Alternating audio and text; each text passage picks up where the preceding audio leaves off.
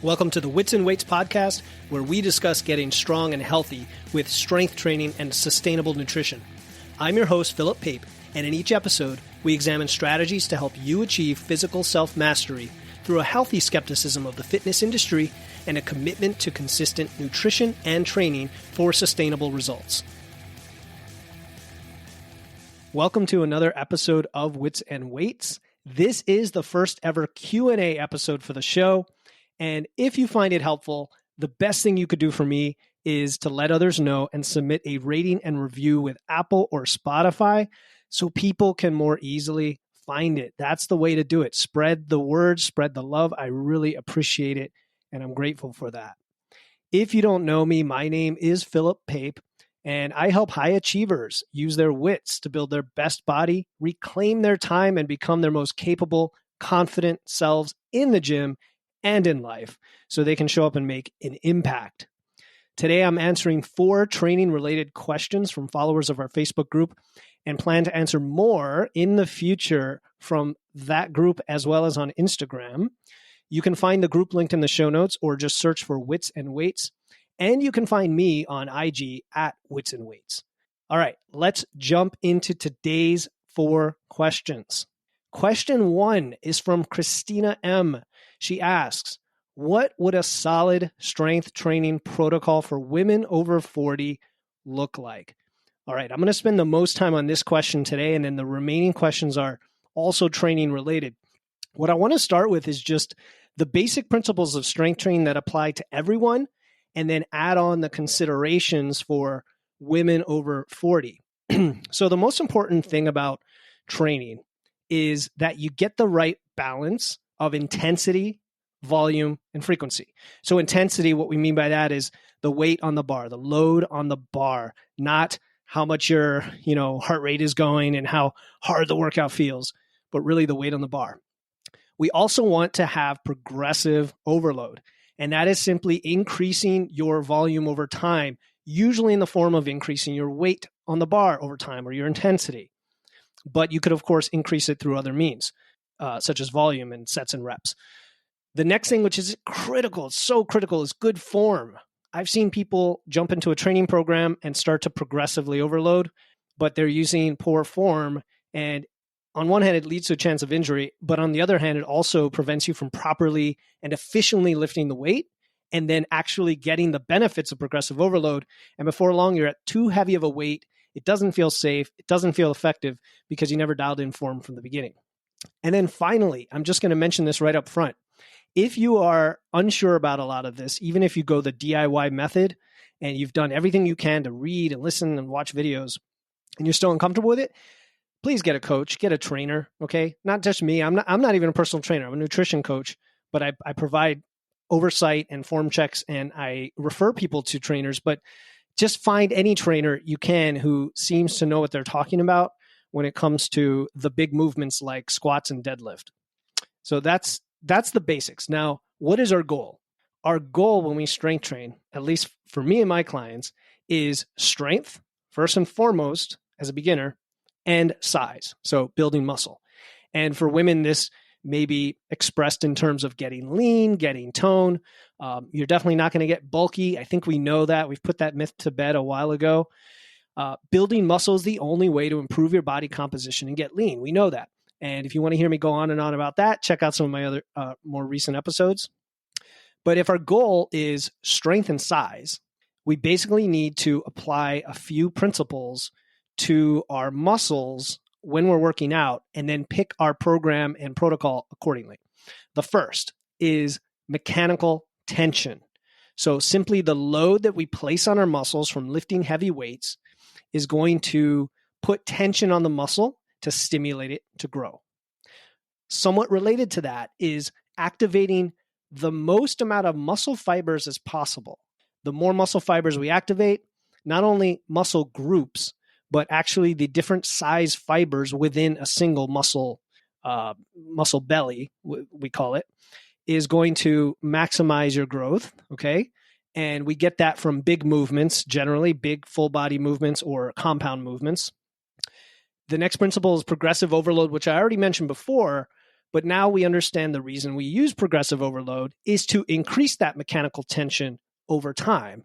Because every time you do that, you then stress the muscles, you take the time to recover, and then your muscles adapt. And now you're able to lift a heavier weight. And so you don't want to keep lifting the same weight because that will not further stress your muscles and they just won't grow anymore. You've probably heard like muscles grow when you're recovering or muscles grow while you're asleep. They don't grow in the gym. That's where that comes from. Okay, as far as movements to accomplish this, we can simplify it into 3 general categories: pushing, pulling, and squatting. So for pushing, we have the bench press and the overhead press. So bench press is laying flat on your back and pressing, and then the overhead press is standing. The pulling movements would be deadlift and rows. So the deadlift is just picking something off the ground, and rows are going to be usually bent over and pulling something back in a rowing movement to work your back. And by the way, beginners don't really have to use rows, in my opinion. You can incorporate those a little later. And then the squat. Okay, so the squat is the mother of all lifts, in my opinion, because it works the largest muscle groups: the quads, the hips, the glutes, the hamstrings, the calves, and it even uses your stabilizers like your core and your back. So it's kind of a full body movement.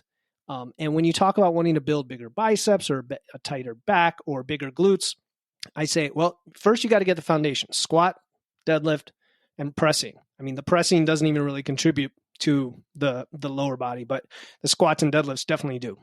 And they contribute to the core and everything else. So those are the basic movements that you want in a beginner program. You don't need barbell curls. You don't even need like chins and pull-ups until you get a little bit in, like a few months in. You don't need isolation movements. You don't need machines. You don't need cables, all of that. You don't need those, okay, for a basic program. So what does the protocol look like now? Okay, and I really hope I know this is a long answer to a question in a Q&A segment, but I think this is important. So the program should allow you to work out 3 to 5 days a week, okay? 2 days would be if you're significantly older and you've never lifted, like 70 plus. But everybody else should be able to work out at least 3 to 5 days a week. And I'm at one of the later questions of the 4 questions today. I'm going to talk about the difference between 3 and 4 or 5 day splits and which one's more beneficial. So stay tuned for that question. So 3 to 5 workouts per week. I like the advice by Mike Matthews of Legion Athletics in terms of how many sets to do. And he likes to say 9 to 12 hard sets per major muscle group, okay, per week, which basically comes out to be 9 to 12 sets of something per workout. Or to make it really easy, 3 or 4 movements with like 3 or 4 sets.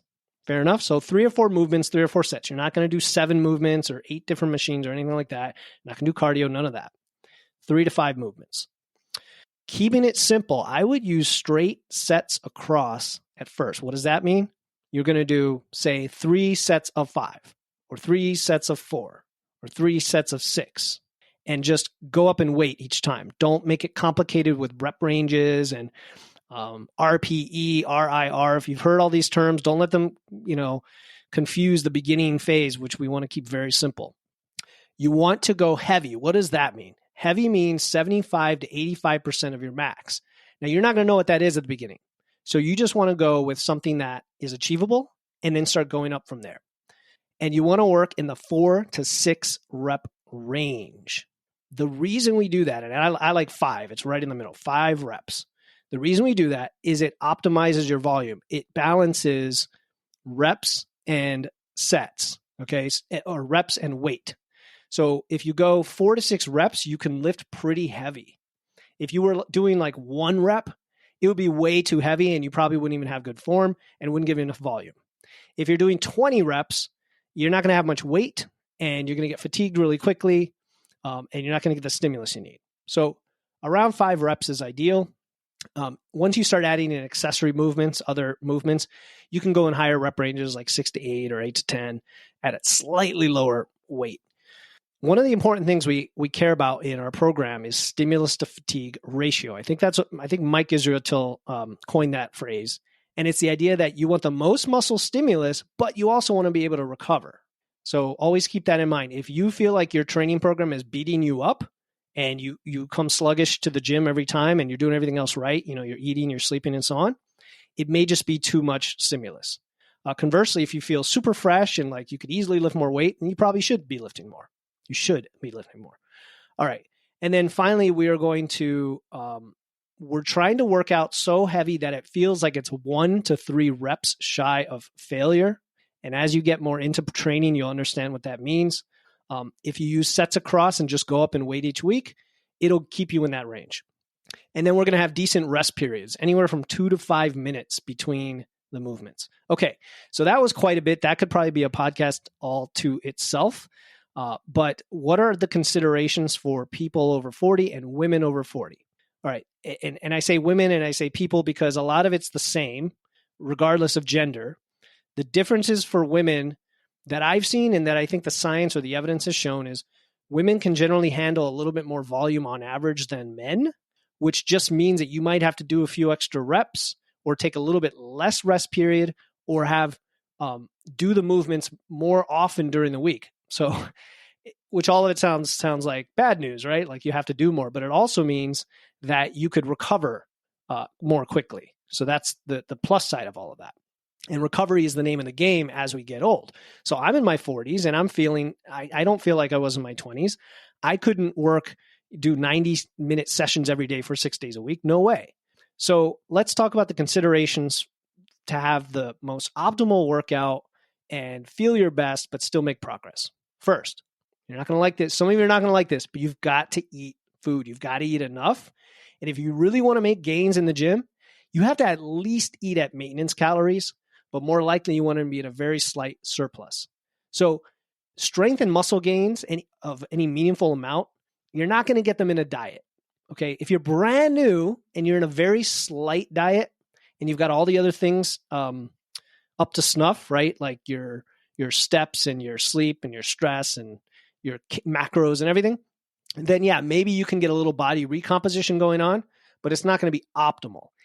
If you want to focus on just the goal of getting stronger and increasing your muscle mass, knowing that later you can quickly lop the fat off, you need to eat enough. So that's an important part of training for over 40. Recovery is very important. So as a beginner, you're probably going to be working out 3 days a week, and that gives you a good amount of rest periods, a rest time. But as you get more advanced, you might end up working out 4 or 5 days a week. And so you really have to manage the programming style versus your ability to recover. Recovery in a couple ways. One is recovery between sets, so taking long enough rest periods, right? And if you feel like you're just winded by set 2 or 3, you might just need to wait longer. And then recovery in terms of not doing the same movement too many times in a week. Like if you're doing a 3 times per week squatting program, but you've been doing that for 3 months, you may be too fatigued doing that and need to back off on the frequency or at least on the load. All right. Here's another consideration for women specifically. I found that women sometimes can handle more sets with fewer reps. So for example, if a program is written with 3 sets of 5 and you start to plateau, like let's say you're on your second month of training the overhead press and you just don't feel like it's going up, switch it to 5 sets of 3. So if you think about it, you should be able to lift more weight for 3 reps than for 5 reps, or more weight for 3 reps than for 5 reps. But now you're just going to do a couple extra sets. And because women, again, have a better recovery ability and ability to handle volume, this actually works pretty well sometimes because you can get those extra couple sets, whereas a male trainer might find that too fatiguing in terms of volume, the way that's structured. So it will let you progress, continue to progress. So think of, instead of 3 sets of 5 sets of 3 as a way to continue progressing, okay? Sleep and stress, so important when you're over 40. They're always important, but if you can get that 8 or even 9 hours of sleep, if you can manage your stress or cut things out of your life you don't need, if you can find time to yourself and you can find time for self-care as much as possible, that's going to go a long way in how you feel in the gym and your ability to make gains. We talked about food. We talked about recovery.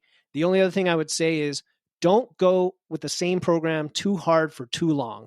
If you're 6 or 8 weeks in, or even 10 weeks in, and you're feeling just beat up, you can take a deload. And a deload is where you take a very light week where you still have high intensity, but you do many fewer sets, and you might even notch the intensity down a bit, like to 80% of what you were doing, just for that week. Cut out all the accessory movement, and then continue with your block the next week. That's one approach. The other approach is just switch it up. If you're doing a strength-based program, switch to a bodybuilding program. Those are ways to kind of allow your body to keep recovering. So I hope, Christina, that answers your question. It's a lot of information. Go back and watch or listen to this again. And of course, you can reach out to me with direct questions. And if there's further Q&A from that Q&A answer, I will clarify more in the future.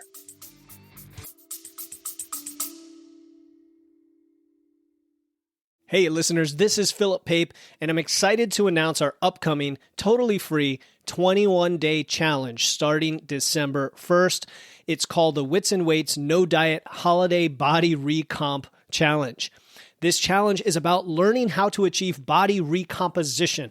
That's building muscle and losing fat at the same time without dieting or restriction throughout the holidays. I'll be giving you free videos, guides, and personalized coaching in a private group chat to help you enjoy the holidays while being satisfied and guilt-free. The kickoff call is Friday, November 17, and the link to enroll is in the show notes. No matter what episode you are listening to, don't worry. If you're hearing this after November 17, you can still register and get access to the replay and resources before the challenge starts on December 1st. Again, to join the Wits Weights No Diet Holiday Body Recomp Challenge to build muscle and lose fat without dieting through the holidays, click the link in my show notes. Now back to the episode. Hey, this is Philip Pape, and if you feel like you've put in effort to improve your health and fitness but aren't getting results, I invite you to apply for one-on-one coaching to make real progress and get the body you desire. We'll work together to figure out what's missing so you can look better, perform better, and feel better. Just go to witsandweights.com/coaching to learn about my program and apply today. Now back to the episode. All right, question 2 is from Sophia G. She asks, another woman over 40 here. I've been lifting with progressive overload for a year. I've not been able to progress as much as I would like. It's not that I don't want to go heavier. I just don't feel safe in doing 1 rep, let alone 4 to 6. What are my options? So, Sophia, thanks for that question. Obviously, you've already know some of the information that I just shared about training and training for women over 40. But the struggle I'm sensing here is more on the safety and the confidence in the gym. So I'm going to repeat what I said earlier in the episode, and that is, if you don't have a coach yet, consider getting a coach, even if it's just for 1 or 2 sessions to teach you the movements and look at your form and give you feedback. Okay. If it's not in your budget to hire a personal trainer ongoing, just have 1 or 2 sessions. If you can find a starting strength coach in your area, go online and look that up. I would highly recommend someone like that. I mean, I've worked with them myself, such as, oh man, what's his name in Connecticut? Cody Anino is his name in Connecticut. And he helped me tremendously with my squat, my deadlift, and my press all in 1 session. That's one. The second option is, if you're going to do the DIY route, I want you to take video of your lifts and watch them back and compare them to either books or videos that show you proper form. Okay. So this is a skill. It's a skill for life, and you're going to constantly have to tweak and get better. But unless you get feedback, it's very hard to know where your bad habits are. So use the video and check and watch yourself. Also, you could upload your video to one of a number of groups online that do form checks. Okay, like I do form checks for my clients directly, for example. And if you had a remote coach, like that could be an affordable option if you can't afford a personal trainer in person. A remote coach, and I know a few I could recommend, could give you a form check and tell you what cues to use to better lift. Some resources. Okay, I would definitely check out Starting Strength, the book, and all their videos and resources on the proper and safe and effective way to lift. I would go look at videos by Barbell Logic on YouTube. Okay, Barbell Logic. And then let's talk about actual safety in the gym. You want to use a spotter, like another person as a spotter, or the pins and spotter arms on a power rack when at a minimum when you're squatting and when you're benching. Okay, so when you squat, you want to set the pins or the spotter arms. Those are the pins or the arms that go across the rack that can be used as stops, as safety stops. You want to go down into a full squat and set those just below that point. So if you have to bail on the squat, you're going to bail forward. You're not going to bail backward like in CrossFit where you dump the bar and everything clanks to the ground and then you damage equipment. You're going to just gently lean forward, set the bar on the spotter. That's how you safely squat. I do that myself in my home gym. Bench press is even more important because bench press actually could be dangerous if you don't have a spotter or spotter arms because you could drop the bar on your chest or neck and then not be able to get out of it. Pardon me. So again, spotter arms, you want them set up at the height between your neck and chest so that if you fail the rep, you could just gently set it down and then like scooch out from under it while it's just safely sitting on the spotter arms. So that's important. And then here's the thing. You said you don't feel safe doing even 1 rep, let alone 4 to 6. There has to be a weight that's light enough where you do feel safe doing 4 to 6.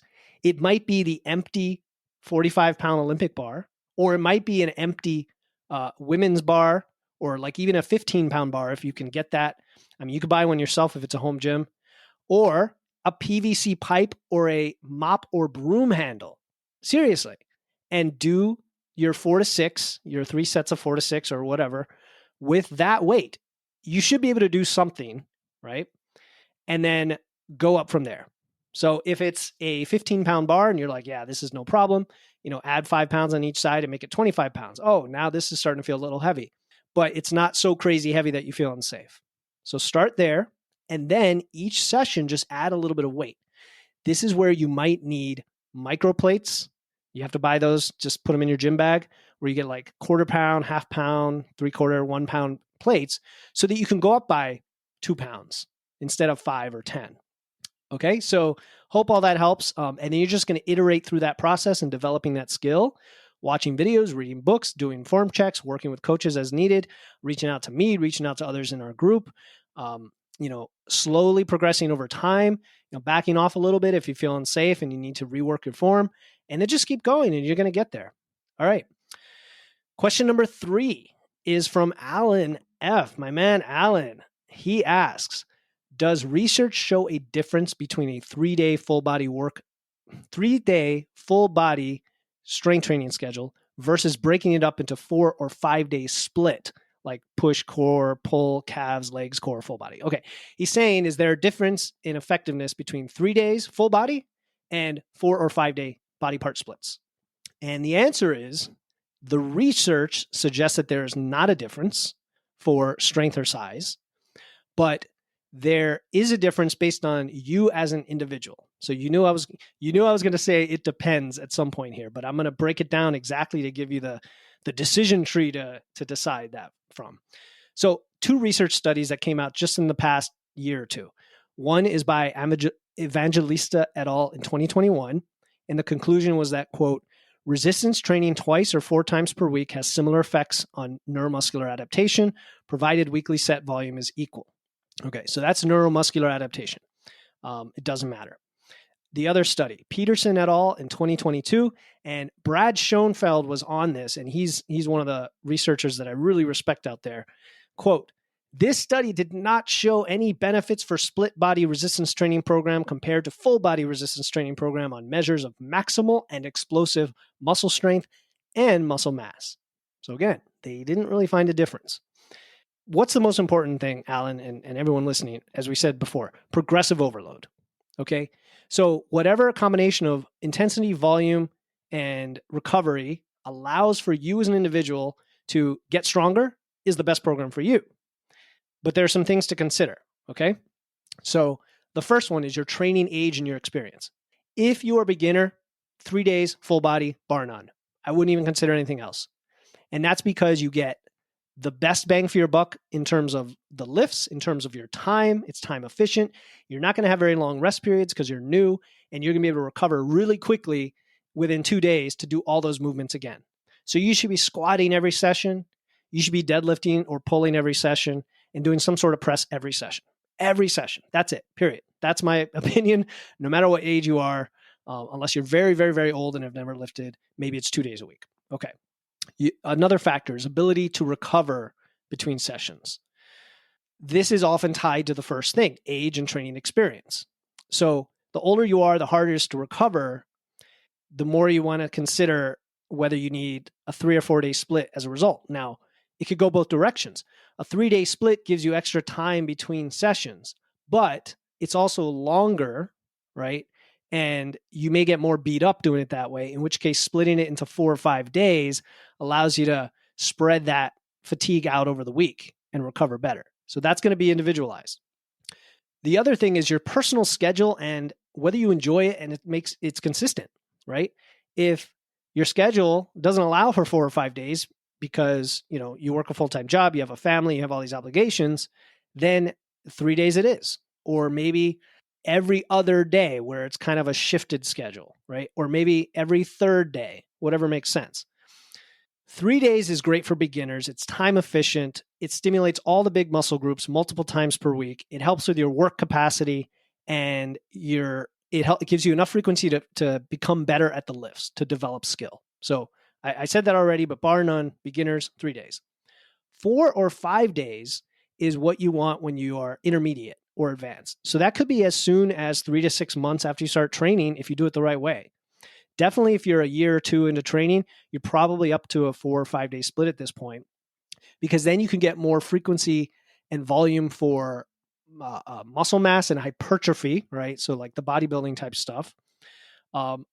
Also, the training sessions won't be as long because when you're an intermediate trainer, you're lifting much heavier and you need more rest periods, and your sessions generally go up to like an hour and a half.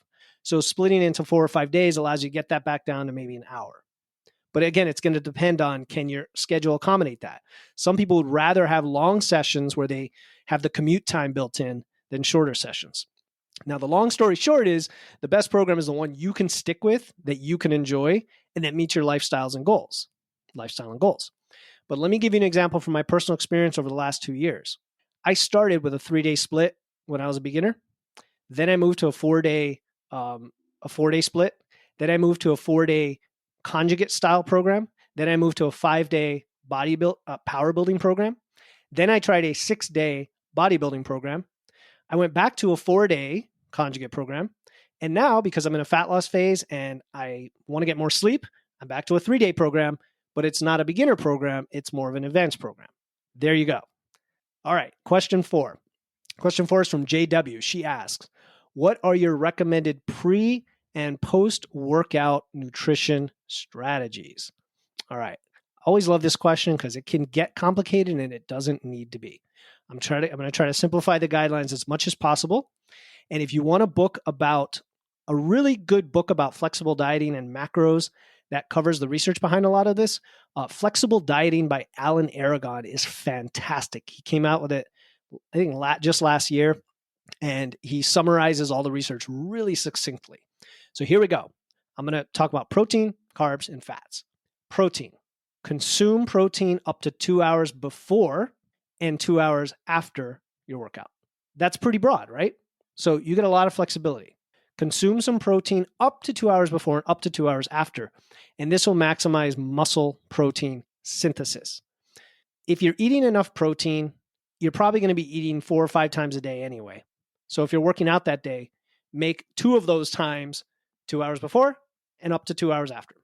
And I would say somewhere like 25 or 30 grams of protein at each of those is in the ballpark for most people. If you're much larger, it's going to be higher. So that's protein. Simple. Carbs.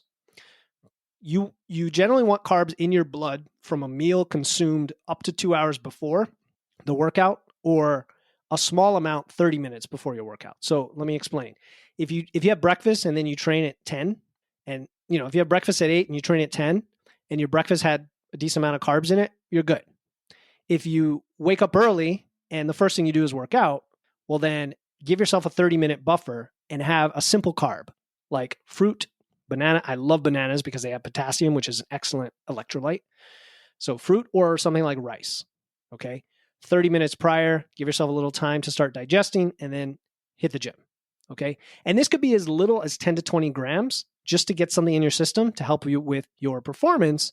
Because when you work out, when you strength train, you start to draw on your glycolytic tank, on your glycogen. And if you don't have that tank filled, like if the last time you ate was dinner the night before and your tank is half full, you're going to deplete it much more quickly and you're going to start to feel like you can't lift as much. And the whole goal of strength training is lifting the heaviest weight we can for progressive overload. So if it's a long workout, or if you can't consume carbs before your workout, try to consume them during the workout. So this could be something like highly branched cyclic dextrin, or it could be fruit. The bodybuilders way back in the day would have like Pop-Tarts and gummy bears. I don't recommend that. But, the dextrin or fruit would work, something that's easy on the stomach and digest pretty quickly. And then just get your next carbs at your next meal within a few hours. So I know I talked a lot about the carbs, but just to simplify, have carbs up to 2 hours before.